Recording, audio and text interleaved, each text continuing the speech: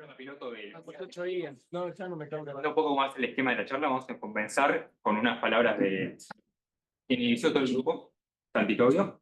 Después vamos a continuar con una explicación de la motivación, unir las dos áreas de Bruno. Sí. Y después vamos a la charla principal, donde Sol Segura nos va a contar sobre nanomedicinas. Entonces, quería primero darle la palabra a Santi. Muchas gracias por empezar todo. Él fue quien vio el hueco donde podemos unir las dos carreras de la ODESA, de Ingeniería en Biotecnología e Inteligencia Artificial, y unir y buscar una nueva forma de ver las cosas, y particularmente la biomedicina. Santi, hola.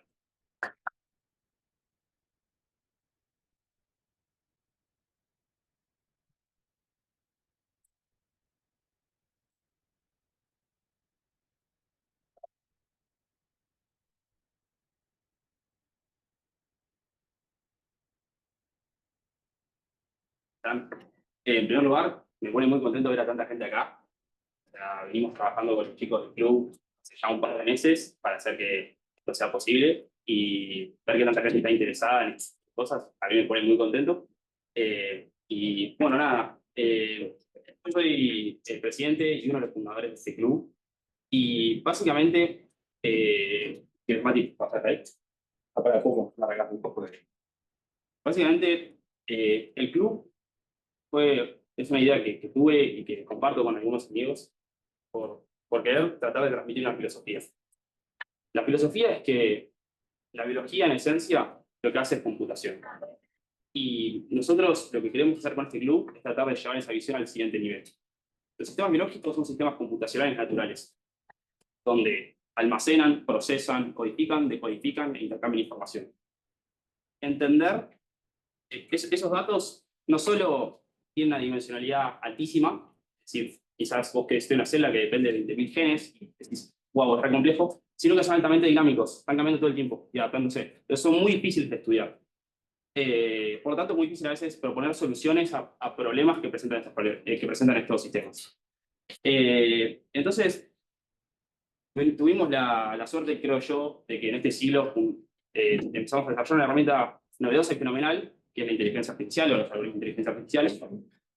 Y nada, yo creo que necesitamos una nueva generación, un nuevo enfoque en llevar toda esta tecnología que venimos desarrollando hacia los sistemas biológicos, para poder dar una comprensión que realmente, que para mí, como que va a imponer una revolución en lo que nosotros podemos hacer con el organismo, la biotecnología que podemos fabricar y cambiar la forma en la que vemos la ciencia. Eso, aunque sea, es mi filosofía.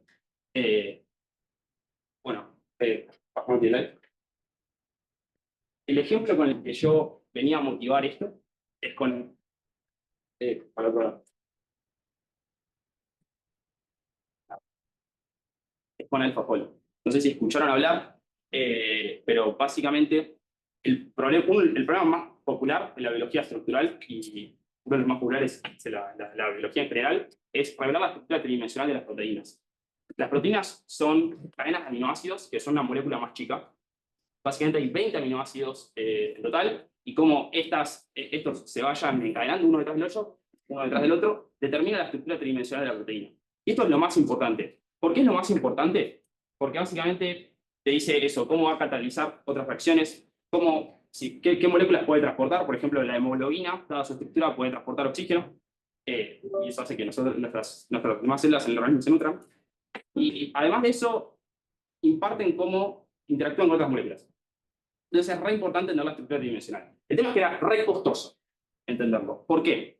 Porque básicamente hacían el tratamiento se llamaba una cristalografía, si no me equivoco, de rayos X, porque piensen que la proteína está en los nanómetros, en los micrómetros y los nanómetros. Son escalas muy chicas. Entonces, básicamente tenían que cristalizar la proteína y pasarle un rayo para que eso proyecte cómo estaba la secuencia de aminoácidos, y eso eran 2D y tienes que reconstruir cosas en 3D y era re difícil. Básicamente, para revelar la estructura dimensional de una proteína salía $10.000. Y hasta 2021, hasta 2023, sabemos aproximadamente la estructura tridimensional de 150.000 proteínas. Entonces, bueno, como muchos ya saben, hay una arquitectura que revolucionó para todo nuestro campo, que es la inteligencia artificial, que es la arquitectura de los transformers. Eso cambió totalmente de paradigma, pues nos permitió hacer cosas como ChatGPT, que lo usamos todo el día. Y una de las cosas en las que el equipo de DeepMind se dio cuenta es justamente, bueno, ¿qué pasa si adaptamos a los transformers a este tipo de problemas? Porque es un problema de regresión bastante clásico, es decir, yo tengo una secuencia de proteínas, de aminoácidos, y te digo, predecime la estructura tridimensional de la proteína. Entonces, ellos usaron datos evolutivos de que a veces a diferentes especies cambia un poco la secuencia de algún aminoácido, pero fíjense que esta estructura, por ejemplo, se mantiene. Y hay ciertos aminoácidos que se llevan bien con otros porque hacen que la proteína se mantenga estable. Entonces, ellos diseñaron un Evo-former, le dicen así, que es un transformer especializado para estas cosas, y de pasar de conocer la estructura tridimensional de 150.000 proteínas, hoy en día conocemos la de 200 millones. No dije mal el número. O sea, 200 millones de 150.000. O sea, revolucionamos completamente la biología estructural. ¿Por qué? Porque hubo gente muy inteligente y muy sabia para mí que juntó dos campos muy interesantes, como son la biología molecular y la bioquímica y la biología estructural, junto con la inteligencia artificial. Y cientistas de la computación se pusieron a charlar con físicos, con matemáticos, con biólogos, con químicos y lograron algo sorprendente. Este avance científico, para mí, quizás es el más importante que hicimos en este siglo, y va a cambiar completamente cómo nosotros producimos fármacos, y le va a cambiar la vida a mucha gente. Es más, incluso el Alzheimer es una enfermedad que se dice que una de las posibles causas que lo provoca es que las proteínas se enrollan mal. Entonces, realmente lo que hicieron los AlphaFold es fenomenal y es muy inspirador. Y es un poco lo que yo quiero traer, este tipo de ciencia, es un poco el que a mí me gustaría que esté en Argentina. Y yo creo que el lugar para que esto empiece es acá, con nosotros, tratando de poder charlar y comunicarnos y crear una comunidad que sea interdisciplinaria, que ataque problemas en la biología molecular usando datos, usando algoritmos de inteligencia artificial, creando equipos interdisciplinarios, que la gente se comunique. Hay un economista muy famoso en la universidad, se llama Walter Sosa Escudero, y una vez Walter dijo algo que a mí me fascinó, que es que para mí en la ciencia existe un mal y un buen equilibrio. Cuando tenés, el mal equilibrio es cuando todos son arrogantes, nadie sabe nada, y tenés el bioquímico que le dice al biólogo no sabe nada, el químico le dice al bioquímico no sabe nada, el físico le dice al químico no sabe nada, el matemático le dice al físico no sabe nada, nadie nunca sabe nada, están todos subidos en un pedestal intelectual, nadie interactúa y la ciencia no sucede. Porque los problemas son más complejos que usar solo matemática o pensar solo biología. Necesitamos el conocimiento, agruparlo y atacarlo interdisciplinariamente. Y eso es lo que yo quiero transmitir con el club. Y es la comunidad que yo quiero formar. Que seamos estudiantes, que nos interesemos este tipo de problemas, que nos juntemos con los chicos de tecnología, que juntemos con los chicos de IA, que traigamos gente de la universidad, que traigamos médicos, que traigamos todo tipo de profesionales que estén interesados en este problema y armar esta serie de equipos y realmente hacer una buena revolución en la ciencia. Esa es mi filosofía. Y lo que creo que con los chicos del club compartimos entre todos y queremos llevar a medida que se desarrolla el club. Una serie de objetivos que tenemos son todos estos que pueden ver acá. Vamos a ver cuántos cumplimos, yo espero que cumplamos todos. Así que bueno, voy a contar y voy a contar un poco más y voy a dejar al evento principal, que es la charla de Sol, que es lo interesante. Pero bueno, este es nuestro equipo. Junto con Juli y Pablo, somos parte del consejo directivo del club. Y el resto de los chicos forman parte del núcleo, que son, o el kernel, le decimos nosotros, que es básicamente los que manejamos la operativa diaria del club. Todos laburamos un montón para hacer estas cosas que pasen y nos gustaría tener más gente. Y que la gente que se interese realmente venga y trabaje con nosotros para empujar esta filosofía al resto del país. Bueno, ¿cuál es la estructura política que nosotros vamos a armar el club? Esto porque lo pensamos en diseñar. Porque lo que suele suceder con los clubes universitarios es decir, bueno, tenemos una cama de chicos que están muy interesados, que trabajan mucho, después ¿qué termina pasando? Se van, o después las cosas como que baja la intensidad, el club termina desapareciendo, como pasó con varias organizaciones estudiantiles de la universidad. Entonces, lo que hacemos es diseñar un sistema político que a la gente la incentive a trabajar proactivamente por el club. Entonces, la estructura es la siguiente. Nosotros, yo y el consejo directivo, las 3 personas, vamos a decidir, luego de los parciales, siempre qué personas que vemos de los ayudantes, que son gente que, como yo, y mando un mensaje diciendo, che, me pueden ayudar a organizar la charla, un par de gente. Bueno, ¿quiénes de esas personas que las vemos interesadas, que las vemos que trabajan, van a venir a trabajar con nosotros al núcleo del club? Y, por otro lado, bueno, ¿quiénes de los colaboradores van a dejar de colaborar dentro del club? Eso lo decidimos 3 personas cada 2 meses, en base a lo que nosotros vemos y se nos ocurre. Y por otro lado, en base al presidente del consejo directivo, cada cuatrimestre hay elecciones. Así que esto es un poco tentativo, pero la idea general es esta. Ya vamos a sacar los estatutos que van a ser públicos, todo el mundo va a saber cómo va a funcionar exactamente el club para adentro y va a haber total transparencia. Eso yo creo que es lo más importante. Así que, bueno, muchas gracias y los dejo con unas palabras de alguno.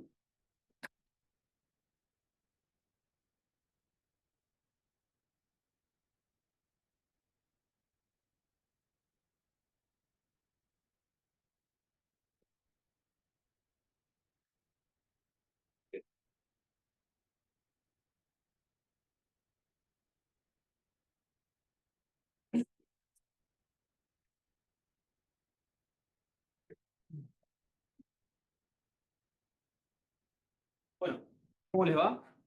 Yo soy Bruno Castanino, para los que no me conocen, soy estudiante de 4º año de Ingeniería en Inteligencia Artificial, pero también soy médico. Me recibí en 2019 y después de un par de años de ejercer como cirujano general, me di cuenta de que simplemente la medicina asistencial no era para mí. Un poco en ese marco empecé a explorar qué otras cosas podía hacer, hacia dónde podía girar mi carrera y descubrí el campo de la inteligencia artificial.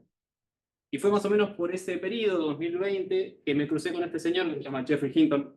Para quienes no lo conocen, en ese momento había ganado el premio Turing, que es como el Nobel de las ciencias de la computación y es como considerado el padrino de las redes neuronales. Y Geoffrey Hinton había dicho en 2016, o sea, cuando yo lo leí ya era vieja la cita, que la gente debería dejar de entrenar radiólogos, que son los médicos que miran las imágenes, las tomografías, las radiografías, porque en el lapso de 5 años las redes neuronales los iban a reemplazar completamente. Para mí, que yo todavía estaba viendo si me volcaba hacia este campo o qué, leer eso de alguien tan pesado como él fue tremendo. Estaban diciendo que yo, que antes atendía a una persona a la vez, tenía el potencial de ser reemplazado por una red neuronal. Que había un grupo de gente que trabajando con inteligencia artificial podía limpiar la utilidad de un grupo de gente tan especializada como los radiólogos, que están años entrenándose. Entonces eso fue una de las cosas que a mí me terminó de impulsar a dedicarme por completo a estudiar IA, que es lo que estoy haciendo ahora. Haciéndola solo a modo anecdótico, ¿cómo le fue esta predicción? Bastante mal. O sea, a Geoffrey Hinton le fue muy bien porque ganó el premio Nobel de Física el año pasado, pero creo que a esta altura tenemos más radiólogos que antes. O sea que su predicción no estaba del todo bien, pero tampoco estaba del todo mal. ¿Por qué? Porque en los últimos años la realidad es que la disciplina de la IA en radiología tuvo un montón de impacto. Ahora, muchísimas imágenes se procesan primero por redes neuronales antes de que las vea un médico para acelerar diagnósticos en situaciones críticas. Se pueden usar sistemas para que una imagen sea diagnosticada por una IA en vez de por un radiólogo en lugares donde no hay radiólogos, que termina siendo mejor eso que nadie las vea, por ejemplo. La reconstrucción de imágenes tridimensionales ayudada por IA también es muy útil. Entonces, el campo sí está siendo revolucionado por la IA, no tanto como Geoffrey Hinton lo había pronosticado en su momento. Yo les hablo mucho de radiología, pero la realidad es que esto está pasando en todos los campos de la medicina. Este es solo un ejemplo. Y creo que estamos en un momento muy, muy importante y que esta es la era que va a ser recordada como el punto de inflexión porque, por lo menos en radiología, siempre hubo mucho hype de que podía ser reemplazado por la IA, pero en otras ramas de la medicina, la clínica, la cirugía, etcétera, los últimos efectores, o sea, los que ejercen la medicina, que son los médicos, no tienen mucha idea de esto. Están medio desconectados de la tecnología. Y como el resto de la gente que no es técnica, el medio que el interés en la IA empezó hace poquito más de 2 años cuando salió ChatGPT. Entonces se los digo por experiencia propia, que todo el mundo ahora me está empezando a preguntar, che, ¿cómo meto inteligencia artificial llenen la parte de la medicina que quieran? Por más que ustedes capaz hayan ido al traumatólogo, que parece que escribe una máquina de escribir, la realidad es que estamos en un momento en el cual este tipo de desarrollos, los médicos que son los que los tienen que usar, están súper, súper interesados en que existan, en que se desarrollen y empezar a aplicarlos. Y por eso es que me parece que iniciativas como la de este Cruz son fundamentales, porque son un espacio donde podemos venir desde múltiples disciplinas a compartir los avances y a tratar de empezar a desarrollar métodos de investigación y productos que el día de mañana puedan llegar a ser aplicados en la industria, tanto a nivel nacional como a nivel mundial, porque en Argentina tenemos una ventaja enorme, que es que, por lo menos a nivel de la salud, tenemos muchísimos médicos per cápita, estamos creo en el top 20 de países con más médicos per cápita del mundo. Aparte, el nivel de la medicina es muy alto, el nivel del desarrollo de software que acá es altísimo, y estamos desarrollando una camada de gente especializada en ciencia de datos e inteligencia artificial con capacidades enormes. Y por eso creo que el club va a ser una punta de flecha excelente para desarrollar la nueva tecnología que se va a venir en este campo. Nada, era solo para decirles eso y agradecerle a Sol que va a dar la primera charla del club, que espero que sea la primera de muchas más.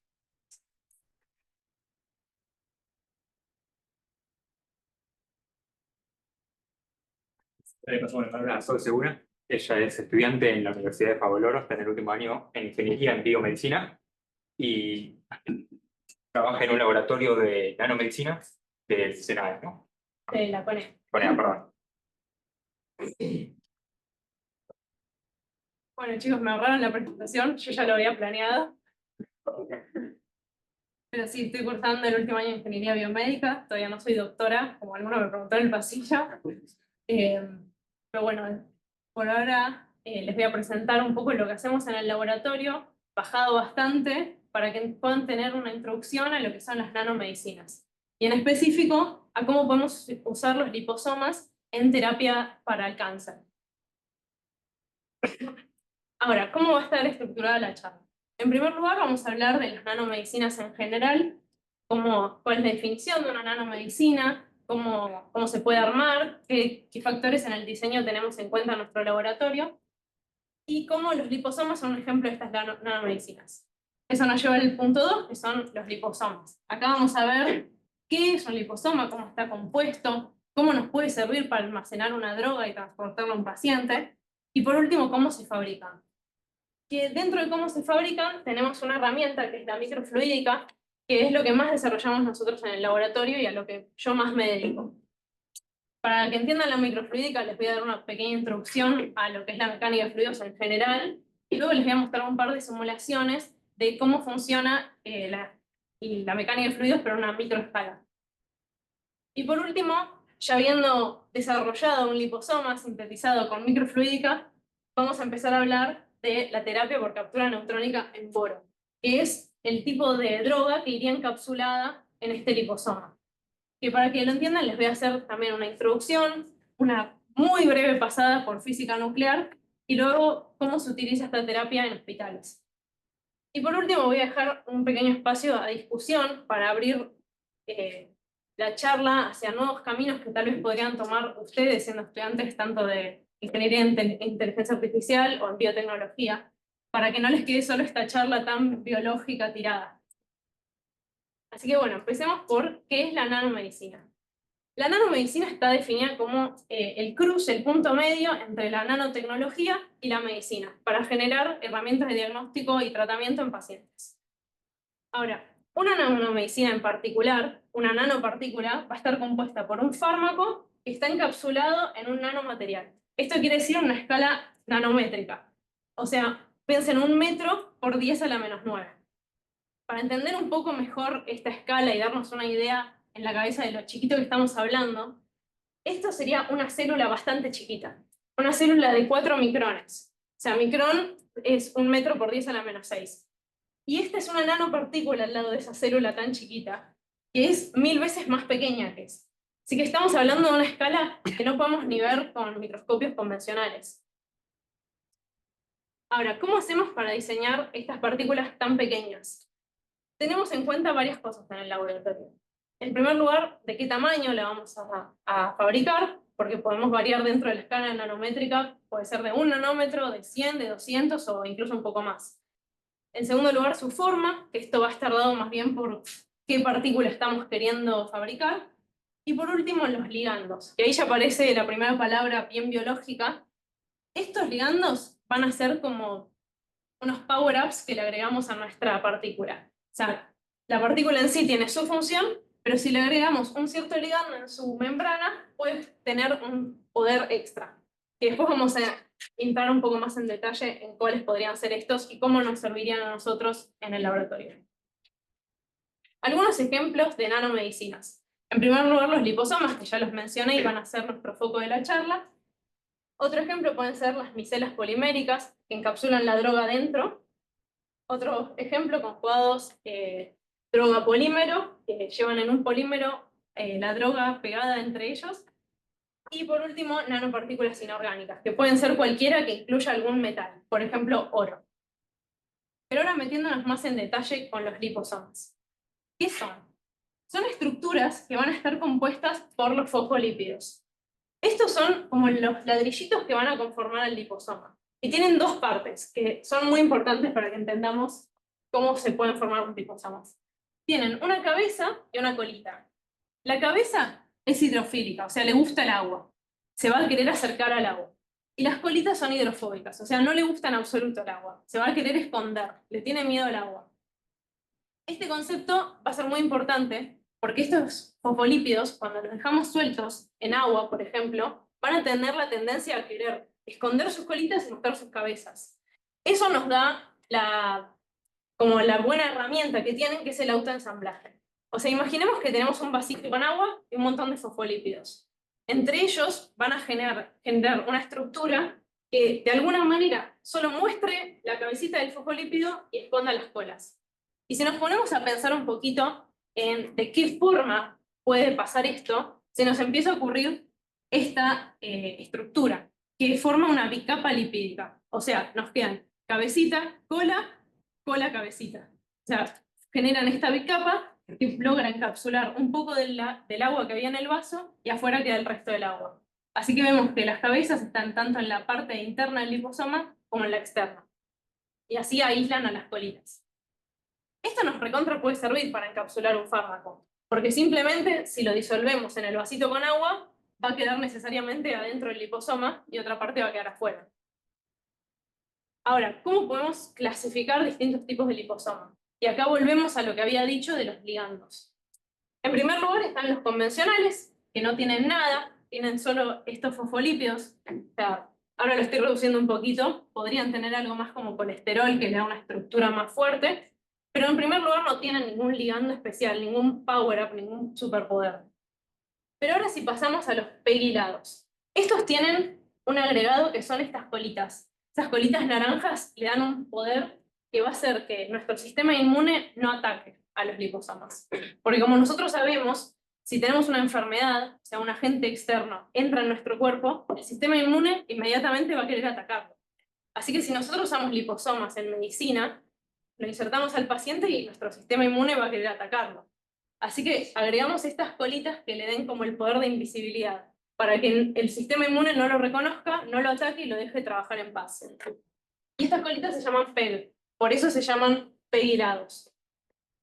Siguiendo tenemos los fluorescentes, que simplemente se les agrega una partícula que puede florecer, generar un cierto color, para que podamos ver las liposomas. Esto no se va a utilizar adentro de un paciente, es más bien para ensayos de laboratorio, poder ver cuánta cantidad de concentración de liposomas tenemos en una muestra o no. Y por último, estos que van a ser muy importantes son los inmunoliposomas. Son liposomas que en su membrana les agregamos un anticuerpo, o una partecita de anticuerpo. Y el anticuerpo tiene la capacidad de reconocer ciertas cosas específicas. Entonces, si nosotros le agregamos un anticuerpo a nuestro liposoma, el liposoma entero va a querer ir a reconocer esta cosa específica. Ahora, si nos adelantamos un poco al resto del tema, yo había mencionado cáncer al principio. Así que si usamos anticuerpos antitumor, nuestro liposoma va a poder reconocer tumores. Esto nos va a servir y quedémonos con esta idea para más adelante.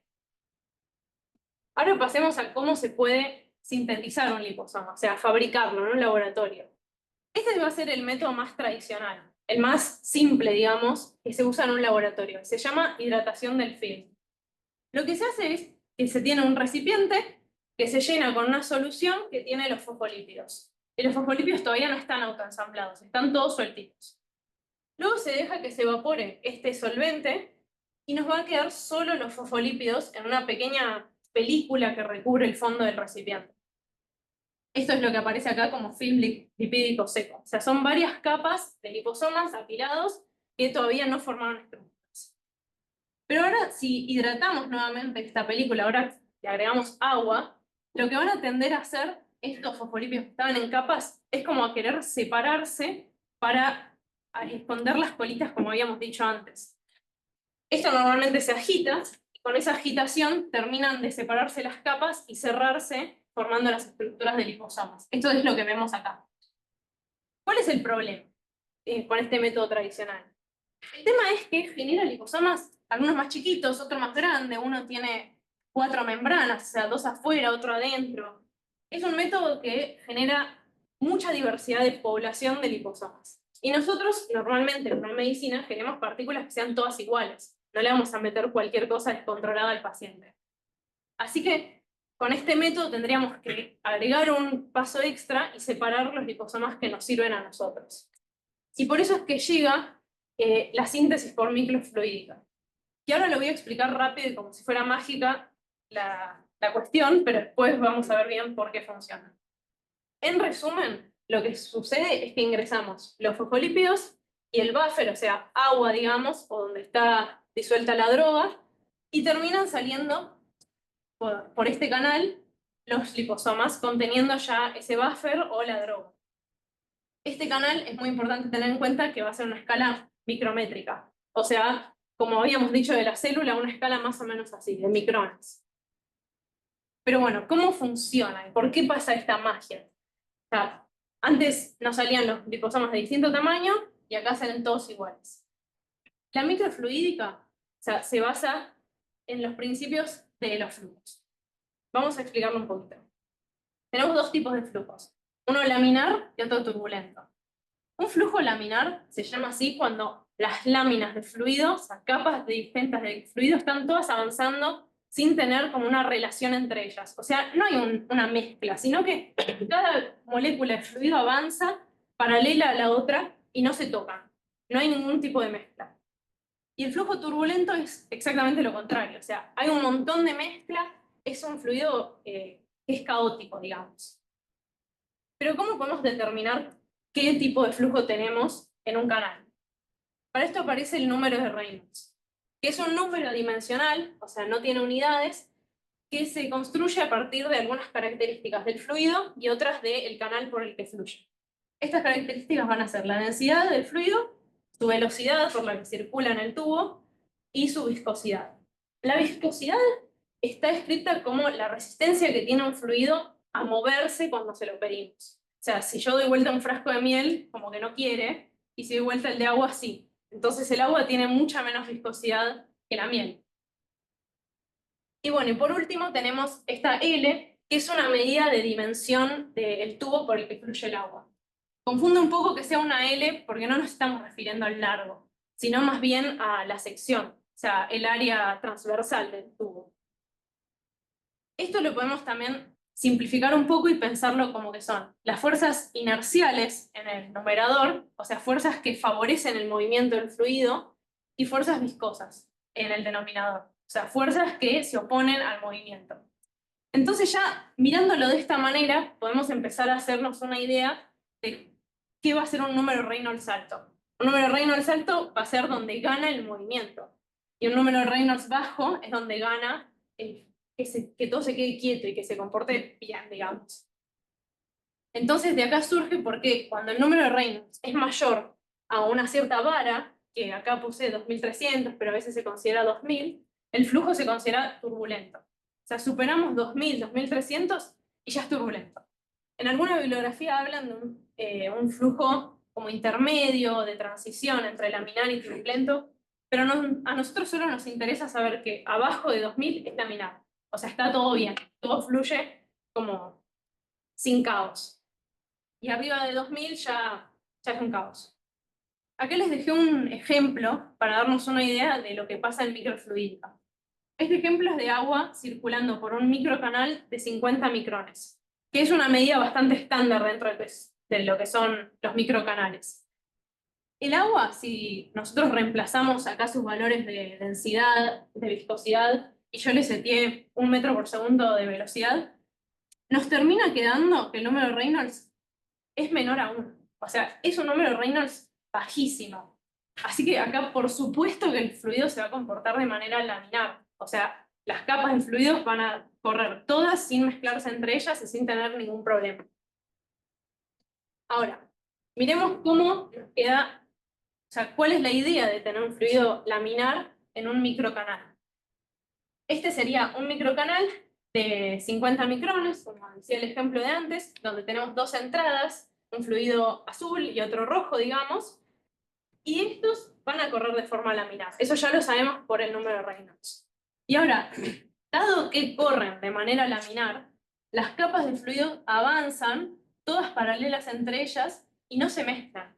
O sea, acá no hay ninguna pared que las separe. Estos dos ingresan a esta cámara más grande y no se mezclan, pero por las propiedades del fluido, del número de Reynolds, o sea, tanto del tubo como del fluido en sí. Que en este caso yo lo seteé como agua, pero podemos imaginar que estos son lípidos, fosfolípidos. Ahora, ay, me pasa.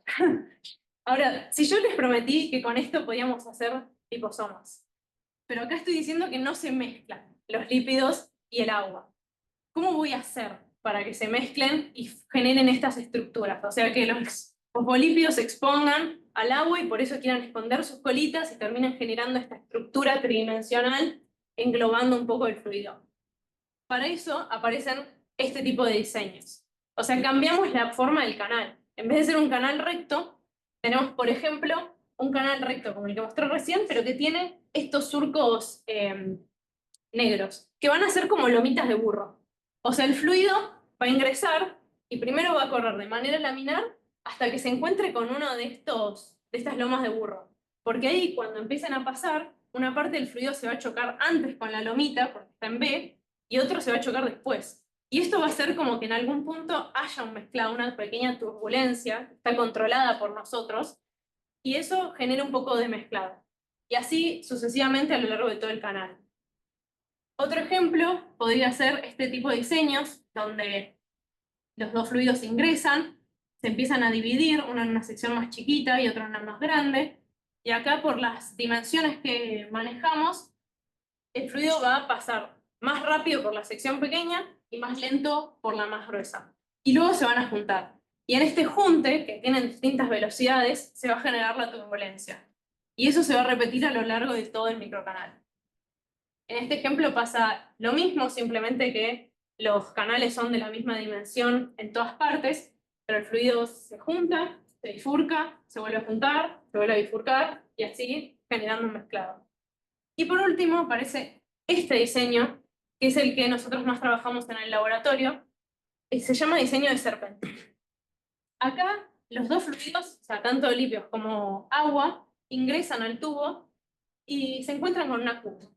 Y en esta curva, los primeros que se encuentran con el giro van a acelerarse y el resto va a seguir hasta que sienta esa tendencia a querer girar. Y por esto va a pasar que haya como una mezcla. Luego de esta mezcla, vuelven a avanzar de forma laminar sin ningún problema porque el canal ahora es recto. Y en la curva va a volver a pasar lo mismo. Se genera una turbulencia y se mezcla un poquito más. Y así sucesivamente hasta que en la salida del canal tengamos los dos fluidos bien mezclados. Les voy a mostrar ahora unas simulaciones que hicimos con este tipo de diseño de serpentina. Esta figura justamente la saqué de este paper, que es una investigación numérica de los canales curvos agregando unos obstáculos, porque me gustaron las figuras que tenían y usan el mismo software que usamos nosotros en el laboratorio, que es el COMSOL Multiphysics. Algunos tal vez lo conocen, es un software muy, muy usado para simulación en física en general, que para microfluídica nos devuelve, o sea, nos cuenta cuál va a ser el comportamiento del fluido en una determinada dimensión que le damos nosotros. En este caso, el microcanal en forma de serpentina. Ahora, ¿qué significa el comportamiento del fluido? El comportamiento nos lo va a dar como un campo de velocidades. O sea, nos va a mostrar qué velocidad tiene el fluido en cada punto del canal y en cada instante de tiempo. Pensemos la velocidad como un vector, o sea, que está apuntando hacia dónde va, y tiene una cierta magnitud que nos dice qué tan rápido se mueve. Ahora, para funcionar, este software sigue leyes de la mecánica de fluidos. O sea, necesita ciertas ecuaciones para trabajar y devolvernos este comportamiento que se espera que suceda. En primer lugar está la ecuación de continuidad, que es simplemente como una representación de las leyes de continuidad. O sea, donde hay fluido, o sea, se conserva esa masa que ingresó y a lo largo de todo el canal va a conservarse esa masa. No va a aparecer nuevo fluido y no va a desaparecer ninguno. Y después está la ecuación de Navier-Stokes. Es horrible. O sea, es totalmente espantoso para tratar de resolverlo en papel. Incluso no tiene una solución demostrada, sino que se resuelve con computadoras hoy en día. O sea, con métodos numéricos. O sea, lo que hace este programa es resolver esta ecuación y contarnos cómo se comporta el fluido. Esta ecuación tiene varias partes. O sea, este primer término representa las fuerzas inerciales que hablamos en el número de Reynolds, que favorecen el movimiento. Y este otro término que es de las fuerzas viscosas, o sea, las que se resisten al movimiento. Y por último, esta F simplemente es de fuerzas externas, que en nuestro caso no hay ninguna fuerza externa que esté manipulando a los fluidos. Y bueno, por último, al programa le tenemos que dar condiciones de contorno y condiciones iniciales. Esas condiciones son simplemente como marcarle los parámetros de cómo se va a comportar la simulación. Las condiciones de contorno, vamos a poner que en el contorno del canal la velocidad sea 0, o sea, el fluido no va a poder atravesar la pared. Y las condiciones iniciales van a ser en cómo entran los dos fluidos en las entradas. O sea, la velocidad inicial que va a tomar cada uno. Esto va a ser muy importante. Ahora, una vez que ya pusimos todo esto, ingresamos en el programa ya tiene estas ecuaciones y está muy feliz, y nosotros le damos las condiciones. Nos devuelve el comportamiento de esta manera. Acá tenemos nuestro microcanal con forma de serpentina y podemos pedirle que nos muestre el campo de velocidades en ciertos puntos. Acá tenemos, por ejemplo, en la primera sección recta, que todavía los fluidos no se deberían haber mezclado, y nos muestra este tipo de diagrama. Y acá lo más importante es entender que en el centro no vemos flechitas. O sea, el fluido está más o menos dividido, digamos. Una parte avanza por un lado y la otra por el otro, y no se están tocando. Y ahora en la sección 2, fíjense que ya pasamos la primera curva, no sabemos bien qué pasó, pero después de la primera curva hay más velocidad en el centro. O sea, se produjo algún cambio, seguramente. O sea, porque ahora el fluido se aceleró, está yendo más rápido. Y esto nos lleva ya a la sección 3, que estamos cruzando una curva. O sea, vamos a ver lo que sucede justo en el medio de la curva. Fíjense, acá nuevamente se ve que hay bastante velocidad en el centro del canal. Pero lo más importante es que acá en la periferia se generan como, así decirlo, unos círculos, una turbulencia. Esto es lo que yo había prometido antes que iba a pasar con el canal. En cada curva hay una parte del fluido como que tiende a querer volver. Y esa tendencia, ese pequeño remolino, es el que agarra un poco, una parte del fluido que está en el centro y la lleva para el costado. Y esa mezcla repetida en el canal va a generar la mezcla que queremos de los lípidos y el agua. Bueno, las imágenes se repiten un poco más, otra sección recta, vemos nuevamente que los fluidos fluyen de manera laminar, todos en paralelo, pero cada vez con más velocidad. Y en la siguiente curva vemos de nuevo como el remolino. Ahora, este tipo de gráficos nos muestra cómo está evolucionando la concentración de ambos fluidos a medida que avanzamos en el tubo.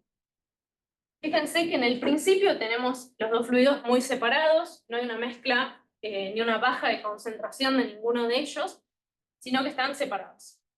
En la siguiente porción ya parecería que hay una mezcla, porque vemos un poco de verde, un poco de amarillo, y si vamos avanzando cada vez más, vemos que aparece cada vez más verde. Ese verde nos indica que estamos en un punto medio de concentración de ambos fluidos. Y bueno, mientras más avanzamos, más verde, hasta que esta es la salida del canal, y vemos que está todo verde. O sea, si yo viera el canal de frente, veo que la concentración es la mitad de lípidos y la mitad de agua, de lo que entró. Todo esto igual está simulado con agua. Ahora, ¿cómo vamos a hacer nosotros para cambiar el tamaño de los liposomas? Porque hasta ahora la microfluídica solo nos promete esta mezcla como controlada, que eso hace que los liposomas salgan del mismo tamaño. ¿Pero de qué tamaño? Ese de qué tamaño va a corresponder a las condiciones iniciales, que es la que les dábamos al simulador, pero esta vez en el laboratorio. En el laboratorio nosotros podemos agarrar la jeringa de lípidos y la jeringa de agua y una darle con toda la fuerza y la otra un poquito más lento. Esto, o sea, este cambio en la velocidad va a ser lo que llamamos el flow rate ratio. O sea, la diferencia entre qué tan rápido van los lípidos y qué tan rápido va el agua.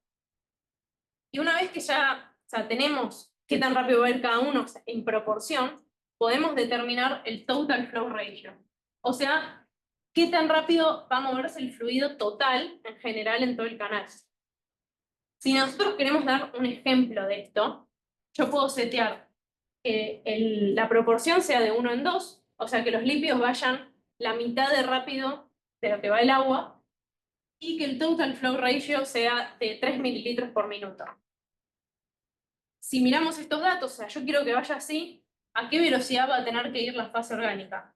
Y si tengo 3 mililitros y 1 en 2, va a tener que ser de 1, y el otro de 2. Así nos suman 3 mililitros minuto en el tubo en total. Ahora, una vez que ya seteamos esto, podemos largar un experimento y ver qué pasa. Acá les traje algunos ejemplos de cosas que hicimos nosotros en el laboratorio, de experimentos, algunos que salieron mal y otros que salieron bien. Para que entiendan estos gráficos, tienen que saber que en el eje X muestra el tamaño del liposoma. Y en el eje Y muestra la intensidad, o sea, cuánta cantidad de los liposomas que encontró tienen determinado tamaño. Y acá ya vemos que este es uno de los experimentos que salió mal, porque vemos que hay distintos picos. Un pico que está un poco más alto y está en un tamaño más grande, y otro que son más chiquitos. La diferencia en los colores no importa tanto porque son distintas mediciones de la misma muestra, solo para asegurarnos de que está midiendo bien el aparato. Pero bueno, acá habíamos seteado la proporción del flujo en 1 en 1, o sea, iban igual de rápido los lípidos que el agua, y el flujo total en 5 mililitros minuto. Y después nos dimos cuenta que es como un montón. O sea, le estábamos pidiendo demasiado a la máquina. Esto nos terminó dando estas dos poblaciones separadas, que terminamos creyendo que esto no eran liposomas, sino que algo pasó mal, algo se mezcló mal y generó partículas muy grandes, porque esto está alrededor de los 600 nanómetros, que no es lo que esperamos en liposomas. Estos están alrededor de 100, que ya es un número más esperable. Ahora un ejemplo de algo que sí salió bien. Esta vez habíamos usado una proporción de 1 en 2, o sea, va mucho más rápido, o sea, el doble de rápido la solución acuosa, y un flujo total de 3 mililitros minuto. Esto nos terminó produciendo liposomas de 60 nanómetros, que es bastante chico, pero muy bueno. Y vieron que en estos dos ejemplos dice liposomas vacíos. Esto no indica que no haya agua, sino que no había droga. O sea, los liposomas estaban encapsulando agua, eran como de simulacro. Ahora, ya que vimos cómo podemos generar estos liposomas, ya podemos empezar a pensar en la droga que van a llevar. Y particularmente voy a hablar de lo que es PNST. NST es terapia por captura neutrónica. Y si le agregamos la B, es terapia por captura neutrónica en boro. El boro es un elemento que se suele usar para esto, ya que el isótopo de boro 10 es bastante estable y tiene una afinidad por ir a los tumores. Ahora, ¿cómo funciona y por qué nos puede ayudar a destruir tumores? Esta es la pasadita rápida de física nuclear que les había hablado. El boro 10, nosotros lo podemos tener en la naturaleza y no va a tener una actividad radioactiva. O sea, se dice que es estable. Pero si nosotros lo bombardeamos con neutrones, o sea, agarramos como una pistola de neutrones y le damos justo al boro, tiene una alta posibilidad de capturar el neutrón y así generar una reacción que genera dos partículas distintas. Una de helio 4 y otra de litio 7. Estas dos partículas, por cómo es la reacción, terminan ganando un montón de energía y ese montón de energía que ganaron hace como una destrucción a lo largo del camino que recorren, porque van depositando esa energía en ese camino. y da la casualidad que ese camino mide más o menos el diámetro de una célula. Entonces nos puede recontra servir, porque si nosotros ponemos boro en una célula y lo bombardeamos con neutrones, ya sabemos que esa célula se va a morir. O sea, nosotros estamos buscando poner el boro en un tumor y matar al tumor bombardeándolo con neutrones. Bueno, ¿cómo se usa en terapia en la realidad? Normalmente el paciente recibe una infusión de boro que recorre su sangre, recorre todo el cuerpo y va ingresando a distintas células. Algunas van a ser tumores, otras no van a ser tumores. Y nosotros vamos a querer que se queden los tumores y que se vaya del recto. Ahora, una vez que el boro, nosotros nos hacemos la idea que se quedan los tumores y se fue del resto, vamos a pasar a la parte de irradiación de neutrones. Esto se puede hacer en un hospital si estamos en Japón, o acá yendo al reactor nuclear de Ezeiza, que no está muy bueno.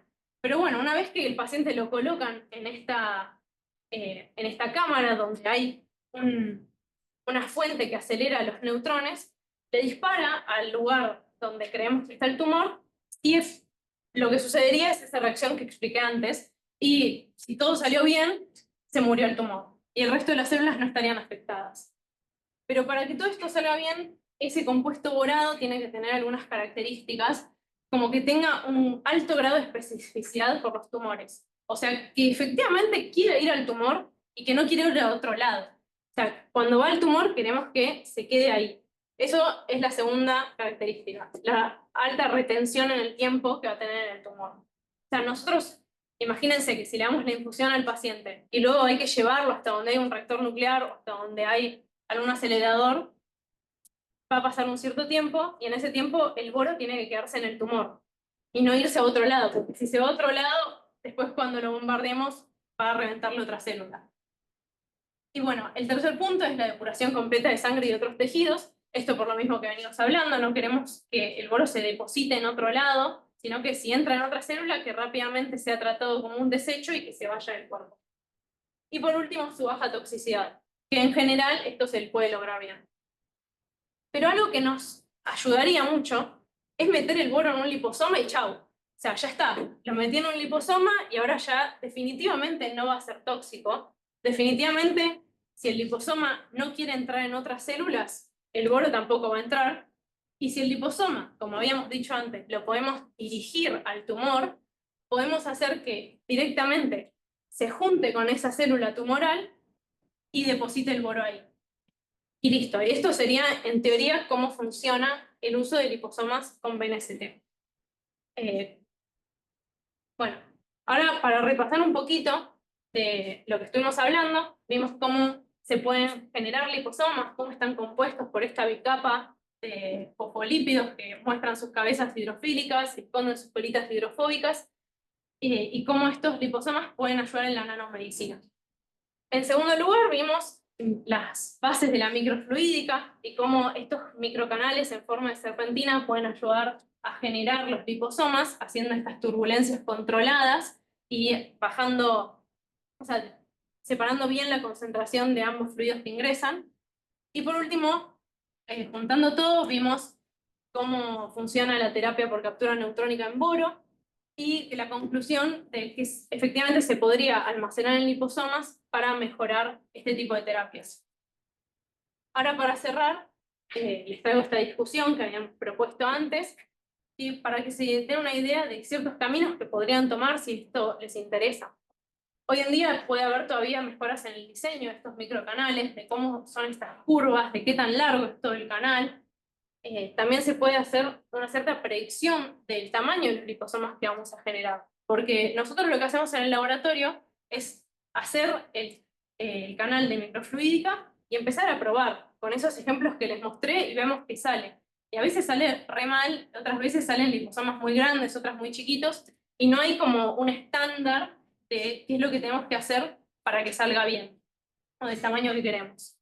Y por último está lo que es la optimización. Tal vez se podría empezar a pensar que hay distintos tipos de diseño de chips que sirven para generar liposomas de X o Y características. Y esto tal vez son herramientas que pueden tener ustedes o que si a alguno le interesa se puede investigar un poco más. Pero bueno, con eso cierro. Gracias.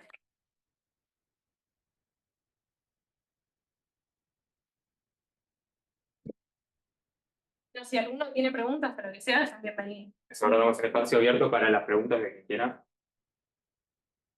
Yo tengo una pregunta. Lo que no entendí de la cámara, la cámara radioactiva, ¿cómo llega el boro a los tumores?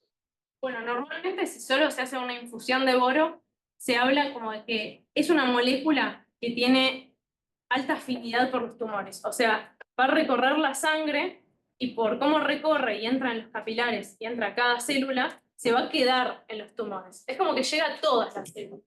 Después se va de las que no tiene afinidad.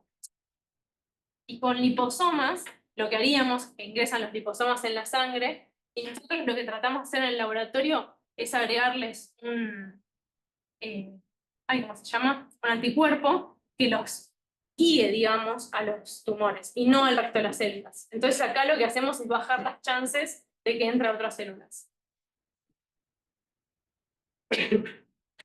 ¿Tenés idea, Sol, si el tratamiento fue llevado a América en un hospital quizás en otro país? Sí, en Japón sí se usa, se hace, creo que se han tratado alrededor de 1000 pacientes, algo así, pero es algo muy nuevo. No estoy enterada si en Europa o algo así sí lo hacen. Sé que hay muchas pruebas clínicas, ensayos que se hacen en Argentina y en otros países. Claro, ¿y qué desafíos ves vos para que, por ejemplo, acá en Argentina podamos llevar esta terapia a Y pacientes? más que nada, la fuente que genera los neutrones. O sea, porque eso tenés que tener o un reactor nuclear o un mini reactor nuclear. O sea, lo que hicieron en Japón es implementar, llamémoslo un mini reactor nuclear que se puede poner en una sala de medicina, que está separado del paciente, y sale como la manguerita donde se aceleran los neutrones, y ahí es donde se sienta el paciente. Pero bueno, esa tecnología es muy complicada y creo que es así en Europa, hay uno que está en fase de prueba para implementar en general en hospitales. Eh,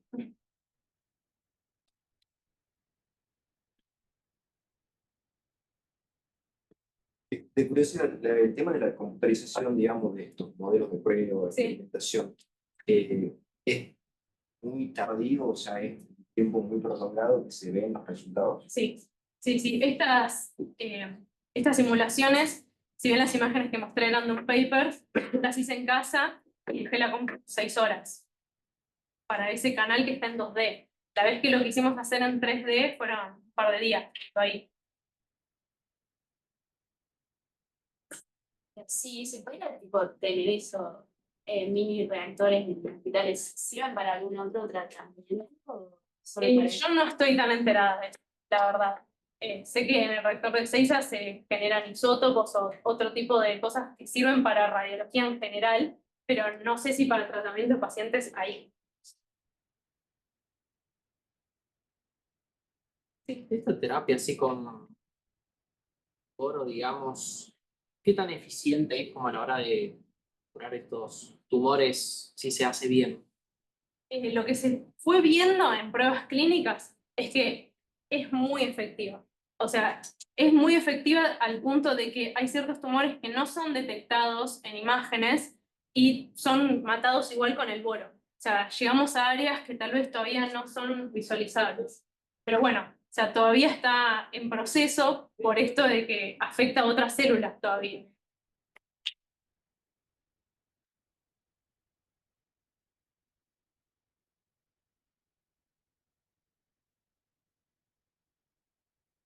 Muchas gracias, Sol, por todo.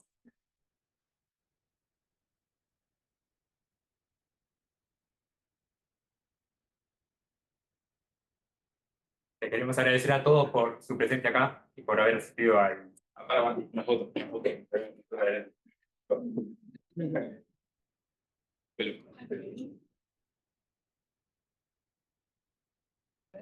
No, claro, pero ponete.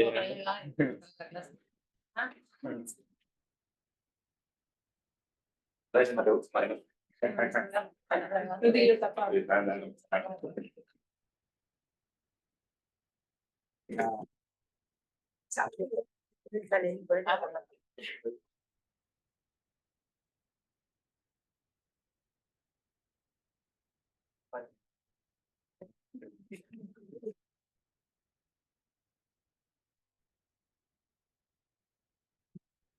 Ahora sí, muchas gracias a todos por haber asistido a nuestra primera charla en el Grupo Vía.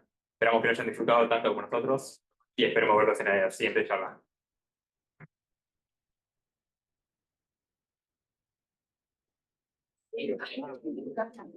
Sí.